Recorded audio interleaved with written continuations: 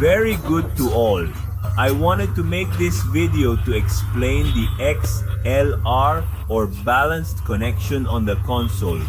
Once we activated the Phantom or 48 volts and the correct connection would be next, the first thing would be to correctly identify the pins on the plus.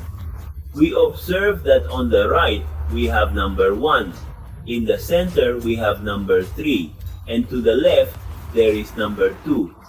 Here is another angle with a clearer shot to help identify these numbers. Number 1, number 3, number 2. Given this information, we will proceed with the measurement. We will place the multimeter ground on plus number 1.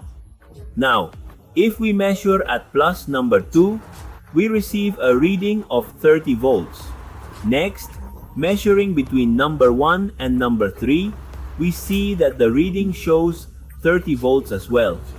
Conversely, if we measure between number 2 and number 3, the reading displays 0 volts. This means that when you make your connection lines, the close should always go to number 1, even more so if you are using 48 volt or Phantom. And that's it for today's video. If you liked it, give me a like, consider subscribing to the channel for more videos like this, and see you soon.